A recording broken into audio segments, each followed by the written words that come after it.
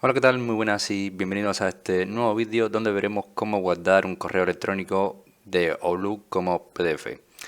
Para guardar tus correos electrónicos de Outlook como PDF vamos a utilizar nuestra impresora PDF de nuestro sistema operativo. Por lo tanto, vamos a entrar rápidamente a nuestro correo, vamos a seleccionar, por ejemplo, este correo que es el que queremos guardar como PDF y lo que vamos a hacer es irnos a Archivo. Una vez que estamos en archivo, le vamos a dar imprimir y verás que aquí te aparecen todas las impresoras que tienes en tu PC.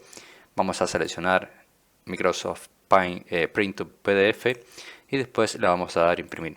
Una vez que le demos sobre el botón imprimir, verás que te aparece que seleccionemos un nombre y una ubicación. Vamos a ponerle print email y le vamos a dar guardar en nuestro escritorio. Vamos a hacerlo así y después vamos a minimizar esto y veremos que ya está nuestro correo electrónico como un PDF. Abrimos, comprobamos que esté todo correcto y así de sencillo es como podemos guardar un correo electrónico de Outlook en PDF. Espero que este vídeo te haya gustado, te haya ayudado. Si es así, como siempre te digo, te invito a que me dejes tu like, suscríbete a nuestro canal y por supuesto nos vemos en un siguiente vídeo.